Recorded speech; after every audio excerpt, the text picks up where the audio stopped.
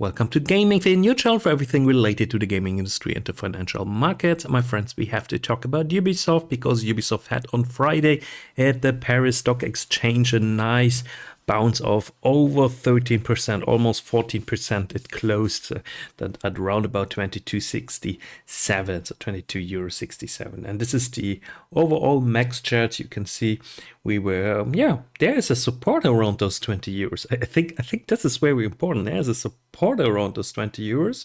So we have confirmed this now.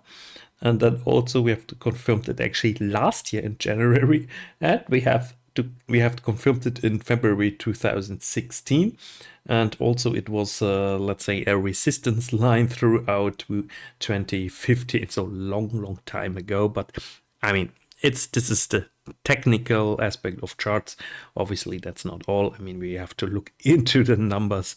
This makes them mostly gives us a better idea where the stock stands at the moment, the company stands at the moment, where the stock might go through. So if it's possible, if we are going back to the 30 and we're not managing to break through the 30 now, then definitely we're going to fall back. So that's just from the mere technical point of view, I would say this could very much happen. Otherwise, everything is open, but I think the support now here to the downside at 20 is pretty strong. So I also bought over the time a little bit more Ubisoft. So that's what I'm doing. I'm averaging down. I'm buying also in the weakness. That's my approach. So I'm buying always more portions, and I try to look at one position of my overall portfolio, where you also find videos of my channel are not too big. So what was going on? Okay, investor Ubisoft. So I recommend you to go here on this page. Then you see the Ubisoft report third quarter. So 23-24 third quarter sales. Then you can click, and then this PDF is opening. And I guess if you're not interested now in the details of this, then I thank you for watching this video. But I'm going now through this press release. So that's what I'm doing on my channel, and I think that's how I can give you guys most of the added value, and I will comment it. So therefore, third quarter net bookings, that's their metric to say how much money they made. Slightly ahead of target, so not a lot, but still 13% up. Sustained performance driven by high quality new releases and back catalog strength. I'm a back catalog fan when it comes to Ubisoft. I think they have an incredible back catalog.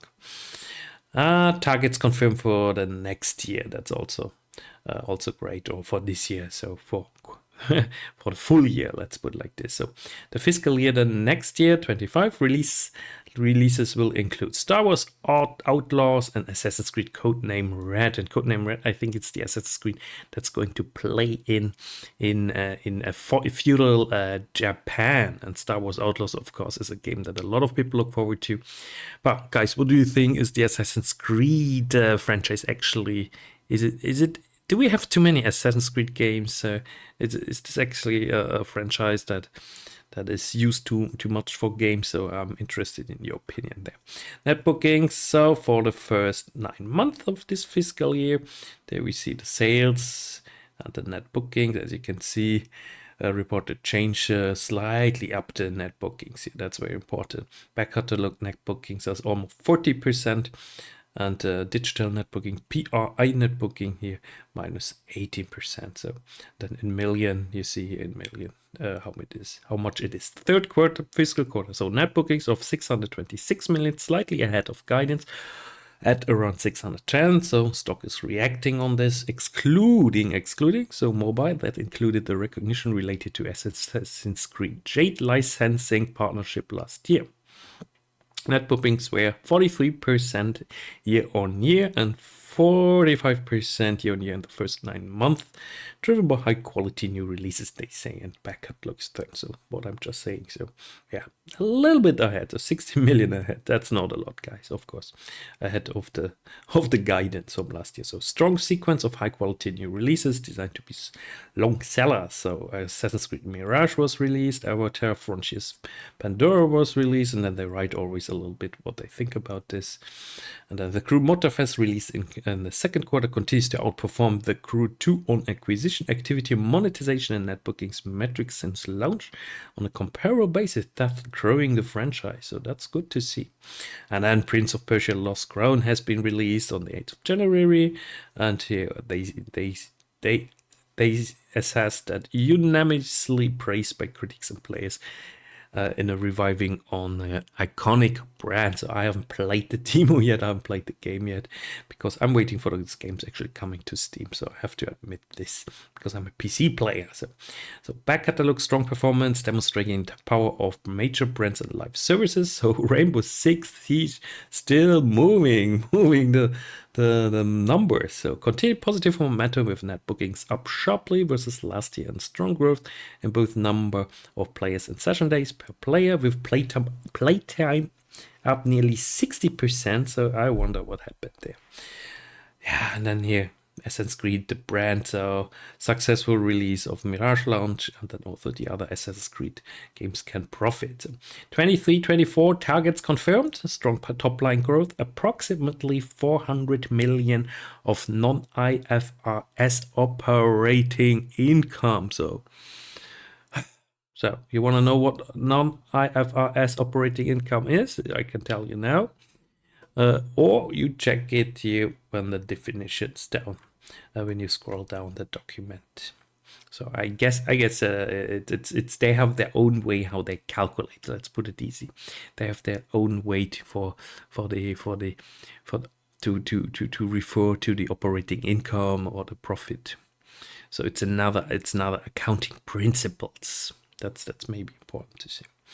So what is our Yves Guillemot, CEO, saying? I'm going to go through this, and then we're going to comment this as well, because I think he always says very interesting things. So Ubisoft recorded a solid third quarter with net bookings slightly ahead of our expectations. The quarter provided us with positive momentum and marks the beginning of our turnaround to consistently creating and delivering high quality. So that's important. So are they going to make the turnaround? I mean, the turnaround means stock goes up to like 45. So not managing turnaround, stock stays here between 20 and 30. It goes maybe a little bit over 30, and then just comes down again. So this is what turnaround means. So our performance was driven by Assassin's Creed Mirage, Avatar, by the continued strong trajectory of Crew Motorfest, as well as by the robust performance of our back catalog. The latter was propelled by the success of Rainbow Six Siege, just said it, which achieved sharp net bookings and playtime growth. So they still make money with Rainbow Six Siege, and this is impressive, guys. I have to admit, this is impressive.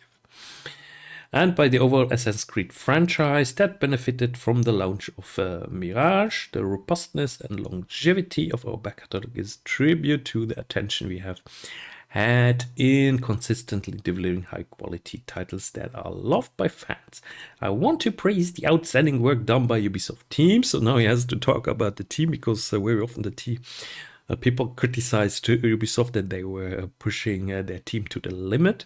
Also, we are at the point where people actually lose their jobs in the industry. So you have to praise the teams, the developers behind all those great games. So they strove to offer quality games that align with our ambition to bring great entertainment to players. Players' very positive response to our latest major release, Mirage Motorfest, shows that we are indeed moving in the right direction.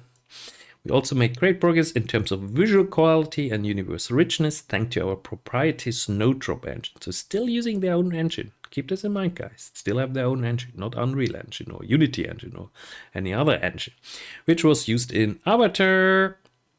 Yeah, and then I say benchmark in terms of world creation. That's marketing speech. So our goal is here to decipher from the marketing to what it means for the stock and for the company in general. So fourth quarter represents an opportunity to continue to build on this momentum with the launch of Prince of Persia, a game that illustrates Ubisoft's capacity to revive iconic brands. Maybe you're going to see more iconic brands revivals.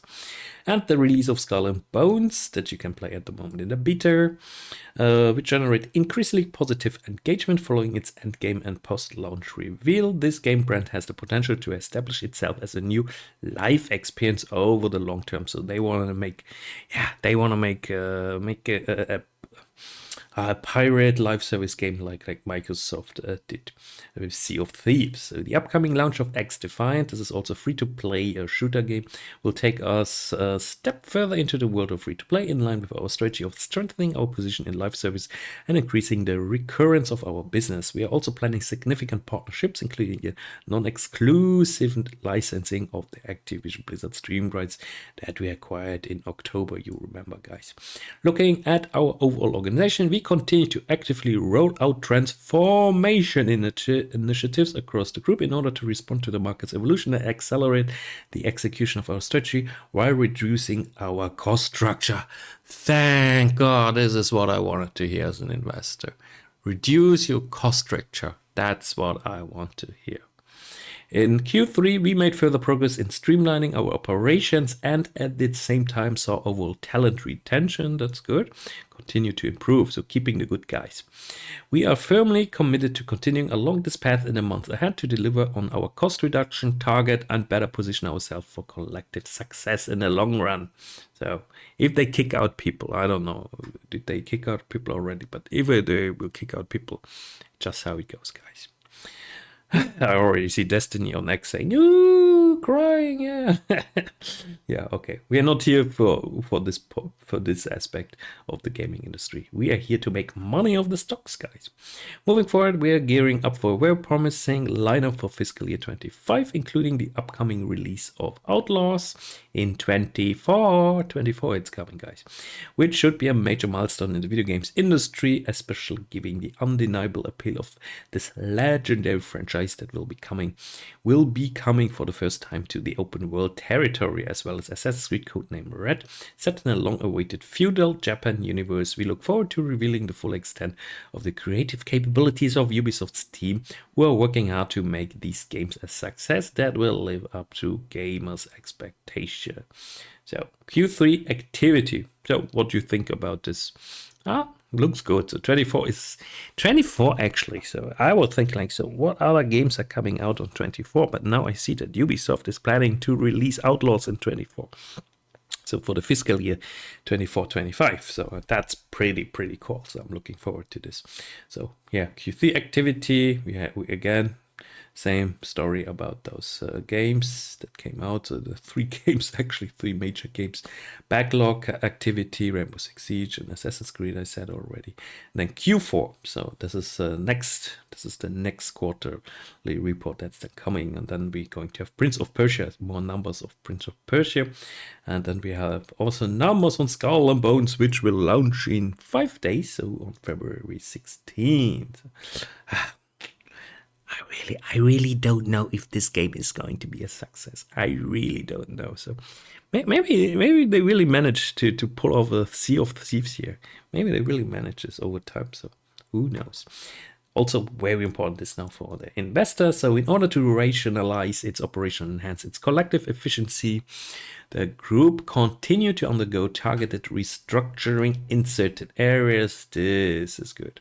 In November, its Canadian general administrative functions were reorganized and streamlined to create a more harmonized experience for employees and teams across the country, and the global IT team reprioritized how it supports the business and reduced its overall headcount. Yeah, well, some people probably didn't make it, so that's not good. Don't like it. Tight control on recruitment alongside transformation streams across the company led to a pursued headcount reduction over the quarter. Over the period, our talent retention continued to steadily improve month on month as observed. So September 22. And then the whole story with those convertible bonds where I made a video and where I thought like, yeah, that's going to dilute the company. So sales and net bookings, again, here you see the numbers.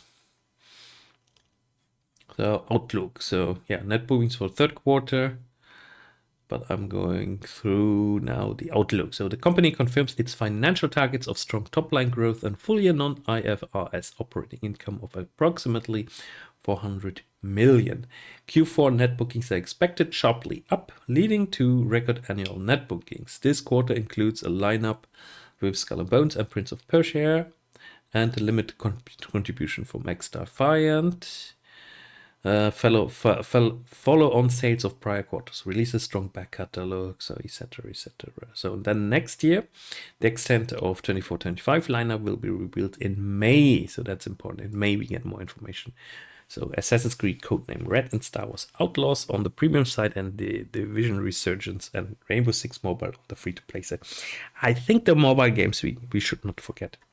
I think the mobile games are very important. So here you also have a definition of non-IFRS financial indicators for Ubisoft. So I'm letting you read this. It's probably someone out there watching my video has more knowledge about those kind of things. Title release scheduled in the fourth quarter. So package deal and digital only. So it's mostly updates and seasons. So Uno Party DLC. So Valiant Hearts Coming Home is a new game. And then Skull and Bones, Prince of Persia we had. So now guys, that's it. So that's all the information you need. And what does it mean for the stock? For the stock it means, so it's very difficult to say if this was just some sort of a short squeeze, was it genuine bounce? Are we going to the 30 years? So are we falling under the 20 years? So let's put it like this. So out of experience, probably there's a higher probability, or probably there's a higher, so there is a higher probability that we go up in the direction of 30 euros than that we fall under the 20 euros. But hey, I don't have the crystal ball. So I buy a little bit more here, and I buy a little bit more if it would fall down. And if not, if it just move up, then I'm also fine, and I'm holding my shares until I think there's a moment that I would better sell them than keeping them. So, and this is for shares that go up very often for me, the wrong moment. So as you can see, I'm not a financial advisor. I'm a YouTuber, retail investor, gamer, and this is for information, entertainment purposes only. So guys, see you next time. Bye bye.